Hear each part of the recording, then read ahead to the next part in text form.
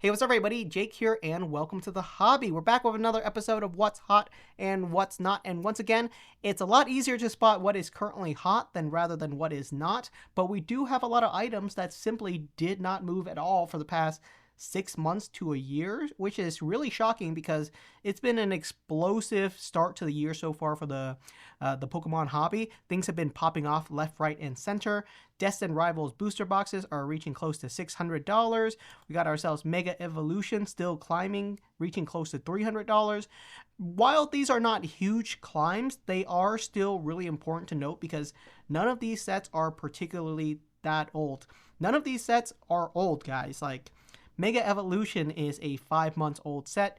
Destined Rivals is still less than a year's old. And Phantasmal Flames came out before the end of the year and it's reaching close to $400. Those are insane numbers considering how young and fresh these sets are. These sets are to be expected to be in stock and resupplied and reprinted for the next couple of years, but people are talking about these sets like they're sitting gold piles and they can only go up from here. So it'll be interesting to see, will that actually come true? Because yeah, if Phantasmal Flames never gets restocked and reprinted again, then yes, 375 might be the lowest point that they're ever going to be, but I highly doubt that for me personally. So if I was a betting horse, I wouldn't bet on it staying at 375 forever. Now, some of the older sets that are actually climbing quite well, like 151, this one I'm less surprised by. 151 is an S tier set, and people have been buying it up for a long time. A lot of people are sitting on closet fulls of 151, so it climbing is no surprise to anyone. Same with Paldean Fates. Paldean Fates is climbing really solidly. Just a year ago, you were able to pick up Paldean Fates booster bundles for right around like $50-ish, and right now they are going for $140, which is a very solid climb for a sealed product. You know, sealed products usually climb very slowly, so a sealed product doubling in value or tripling in value in the course of a year or less is a huge sign, really. This is really wow. So next up, we're going to talk about some of the cards that have been really climbing, and I get to talk about some cards that I rarely ever get to talk about because the Ancient Mew is actually quite hot. I see people picking up this card all the time now, and it's a really exciting card because if you have one inside of your vending showcase, people point at it, people ask for it all the time. This is one that I think just because of how iconic it is, trust me, there's still a ton of these out there. Every now and again, you always hear about someone whose grandpa or uncle worked at a closed down movie theater and they look inside of their garage and they find 200 copies of this Ancient Mew. It just constantly gets popped up all the time. So there's still a lot of sealed copies of this bad boy out there. Still quite a few of it, but it is slowly climbing just because the hobby is growing, and it doesn't matter that there are thousands of copies of this. People are scooping them up and it's just slowly, consistently climbing. And this is a really good showcase of the health of the hobby when a card like this, which is printed in the millions, is climbing, and is climbing slowly and consistently, which is what you kind of expect for a card like this. Something like the Ancient Mew is never going to spike to $500 just because there's so many plentiful copies of it constantly available for sale. So it's not going to be expected to climb like crazy. Some other cards that I would actually consider that are quite hot include some of the cards from the most recent set, Ascended Heroes, which is quite rare. It is a slow climb, but any card that is climbing, especially for a card that is so new like this Pikachu EX, is really wild. I guess a lot of people have decided that this Pikachu is iconic. You know, oh my goodness, you're looking at a Pikachu in a forest. Could this be the very first Pikachu that you saw on the very first route on your journey? A lot of people are throwing in speculation stories, but these little speculation stories are what makes the cards iconic, because the Bubble Mew is only super crazy iconic because people gave it a nickname, you know? Is this the Jungle Pikachu? The Jungle Chew? I don't know. You guys who are pumping up cards, you'll have to decide that for yourself. But any card from Ascended Heroes that is climbing right now, I would consider quite hot because it should be all declining, at least for right now, as people are ripping open more and more Ascended Heroes. A lot more of this product is going to be available in store over the next couple months, so the fact that it's climbing means it's hot. In the exact same vein, we got ourselves the Mega Gengar EX from Ascended Heroes. Saw a little bit of a dip on the initial release, but right now it's slowly and steadily climbing. It reached a low point of around $700 to $800, and now it's climbed well over $1,000 again, which is where I thought it would stay, because this card is an absolute hard pull. There's only like one copy inside of every single 2,000 Ascended Heroes booster packs, so it's a hard pull and it's a very desirable chase card. A lot of people don't want any other card from Ascended Heroes but this Gengar EX. This is the only card that some people want, which is why it's climbing, whereas other cards are dropping. The demand for this card specifically is way higher than the demand for the other SIRs inside of Ascended Heroes. This one and the Pikachu EX, the Jungle Chew. Some other cards that are really hot include some of the new starter promo cards. Specifically, the Charmander, the Squirtle, and the Bulbasaur are climbing quite a bit, especially for a promo that is really new. Like, this is one of those promos that just came out, and to see it climb in price is quite interesting because it's such a new promo card. All of them are. They are interesting. I think a lot of people were saying that they don't look super cute. It's an interesting design. There's, again, like a ton of Easter eggs inside of the art, which I really appreciate. So hopefully they do a lot more of these. I think the other promos are going to go nowhere near to the price of the Gen 1 starters. The Gen 1 starters are going to have a huge premium over all of the other starters. Next up, for some additional hot cards, we got ourselves the Gengar promo, which has been featured in a couple of different stamp versions. I think there's a GameStop stamp version of this card as well, and there's a regular version of it too, so there's a couple of different versions of it. It's an interesting looking Gengar card. I don't think it's worth anywhere near $100. It should be readily plentiful, but this is one of those cards that there is a lot of suspicious activities around, and what that means is that if you're an EB Games employee or you're a GameStop employee, the incentive to scoop up a couple of copies of this card for yourself is way too high, because guess what? A single copy of this card is worth more than how much you make working at GameStop or EB Games in a whole entire day. Like, if you steal just one copy of this card, you make back a day's worth of work. If you have 10 copies of this card, that's your salary for 2 weeks. It's absolutely ridiculous. The incentive to steal this card is so high. I did not pick up a copy. I did not wait in line at any of my local game store. If you did and you have this card, it's really cool, so I hope you guys get to keep it. But I'm not going to be buying a copy of this card from the secondary market because I just don't know for sure if the card that I bought was stolen or not, and I don't want to support a card that should be a very readily available and cheap promo at this current price. But I have it on my hot list because it is currently a really hot card. People are talking about it constantly on social media, and I guess that's what dubs a card as being hot. Next up, we got some cards that are S tier for a very obvious reason. The Pikachu stamp promo card was going for around $650 raw last year and is currently going for $1,750 raw. I don't know of many other cards that have climbed at that specific pace over the course of last year, especially raw copies. Graded copies climbing is very common. A lot of graded copies of any cards have been climbing rapidly because the graded market has been so hot with new investors. If you have a random holographic reverse and it's a pop one because no one else graded that holographic reverse, you might have a $30,000 card or something ridiculous because the market is just that hot for weird, obscure cards. But for raw cards to be tripling in price in the course of a year is pretty iconic, and this is a very iconic Pikachu for good reasons.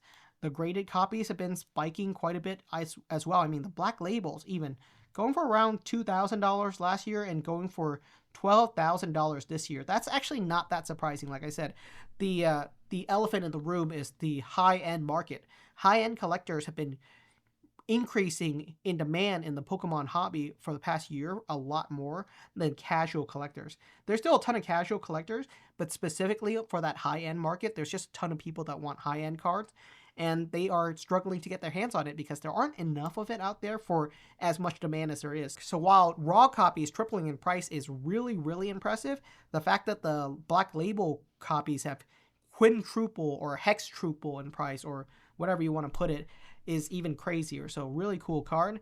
And of course the other card, the other Pikachu that's doing really well as well, is the Great Felt Hat Pikachu, going for $800 raw and going for $2,500 in a PSA 10. This card just does not quit.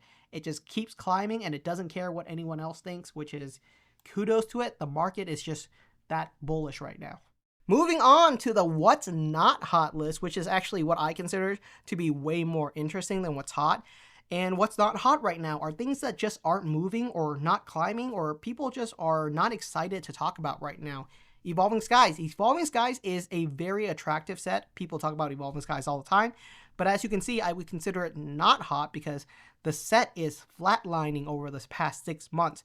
And while the Pokemon card market is incredibly hot, anything that is flatlining right now, I would consider not hot, especially if it's considered an S tier or really popular product.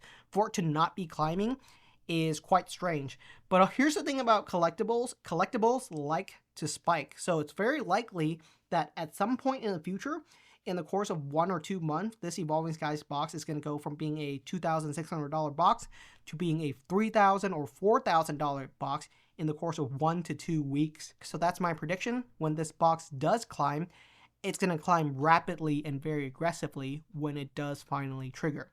Another box that is flatlining, I don't think anyone's surprised by this, Battle Styles booster boxes.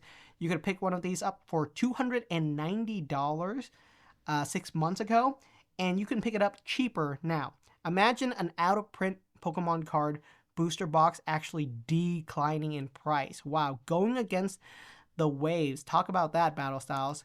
And then we got ourselves Brilliant Stars. Here's the crazy thing. Again, Brilliant Stars kind of flatlining, nothing super crazy. You could have picked it up for $550 in October, and you can pick it up for basically $550 now. Here's the crazy thing. A Brilliant Stars booster box right now is the exact same price as a Destined Rivals booster box. That is mind-blowing because in no world should a Destined Rivals booster box be the same price as a Brilliant Stars booster box. If they're the exact same price, I think I'd rather pick up a Brilliant Stars booster box any day of the week. Let me know what you guys think. Some people might say, you're wrong, Jake. Destined Rivals has Mewtwo. Well, if that's what you think, then it is what you think. All right, some additional cards that are currently not hot. I think Giratina V-Star from Crown Zenith, again, a great example of a card that is not hot right now. Completely flatline. No one cares about it right now. Not really being talked about, but I think it's going to be kind of like a silent killer. In 1 or 2 years or in 6 months' time, at some point in the future, suddenly a catalyst will happen and this card will suddenly just randomly spike. I think that's what's going to happen. Another one, we got ourselves the Rayquaza VMAX. I think that has a very likelihood of happening to this specific card. Again, complete flat line. Have you ever seen a more flat line in your life? That is crazy. It's like the ocean. It's so flat and calm. Wow, it's crazy. This should be a card that is slowly, steadily climbing, and it's not. So again, not hot. A lot of people out there think everything is climbing, and that's not the case. There's actually a lot of stuff that aren't really climbing right now. Another example of a card that's not really hot right now, we got ourselves this Stained Glass Bird Trio. It spiked really, really hard at some point last year, and then now it's just slowly declining, going for $115 in October, and going for less now. For a really cool promo card to be declining in price in one of the bullish Pokemon card market ever really goes to showcase how not hot certain cards are. Again, all the Charizard promo cards from the UPC declining. They saw a massive rise at some point in Q3 of last year, and they've been slowly retracing ever since then. We also got ourselves the Pikachu VMAX from Lost Origin, a card that a lot of people thought would be a killer card to hold on to long term. You know, you got Red there standing next to one of the fattest Pikachu ever, and it's not climbing, not climbing. Espeon VMAX, my personal favorite alt art from all of the Evolution alt art, and again, massive flatline. It's actually gone down in price, which is really bad considering how hot of a market right now it is. The Chinese Umbreon from Gem Pack 2, a really cool Umbreon, but I think, yeah, people don't like the Chinese language. It's a huge barrier, you know? There's a little bit of a bad taste when you consider a card as Chinese, you know? A lot of people think about Chinese fakes and stuff like that, so there is a little bit of a poor taste there, which is unfortunate because this is a super cool card, but I do think the language barrier is a part of it. A lot of people are collecting right now, but they're newer collectors. They're collectors that want to collect things that are familiar to them, and this is a card that is a little bit too foreign, I think. So let me know what your thoughts are, but I can't think of anything else about it that's really bad about this card because it's a super cool card. If this card came out in English, it would be holding a very strong, steady price. But right now, uh, for reasons, it is declining, going for 220 6 months ago to 120 is yikes. Uh, you could say that this set is a newer set and it dropping in price should make sense, but this level of drop in such a hot market for a really cool card goes to show that it's not that hot, this specific card. Another card that should be pretty popular, the Reshiram and Zekrom Tag Team GX. Why should this card be popular? Because we just had Black Bolt and White Flare. A lot of people are into Reshiram and Zekrom. This is a super cool card. We got N, Pretty Boy N, sitting in the middle between Reshiram and Zekrom right there, and it's declining in price. It was going for $100 in October, and it's going for $75 now. That is a huge drop in price for a card that is out of stock, out of print. There aren't more copies of it really being open, and it's declining in price. Next up, we got ourselves a vintage card. I wanted to bring up vintage because a lot of people say, hey man, vintage is up, and it's true. There are certain vintage cards that are up. Things like Gold Star cards are absolutely bonkers. There aren't a ton of them out there, so I wouldn't really call Gold Stars hot because they're not really commonly exchanged, but for the niche communities out there that do collect Gold Star cards, they are paying top dollars. But that doesn't mean every vintage card is climbing. So I just want to throw out one example, which is a fossil holo rare Dragonite. It doesn't matter if it's unlimited or first edition. It's not really seeing any action. And this is a card that should be a little bit more exciting if you're into collecting vintage, It's Dragonite's rookie card, if you want to consider it that. And Dragonite is currently kind of in the scene right now because of Ascended Heroes and having an SIR and a bunch of other cool cards surrounding it. But it's not seeing that level of fanfare. And again, it's because not everything vintage is super hot right now. So if you want to pick up this card, it's actually cheaper to pick up now than it is to pick it up 6 months ago, which is really, really surprising. The unlimited copies might have been a little bit more expensive, but again, basically a flat line. So not everything vintage is automatically hot. So let me know what your thoughts are. This has been the What's Hot and What's Not list for April. Let me know your thoughts. Thank you so much for watching, and I'll see you guys next time.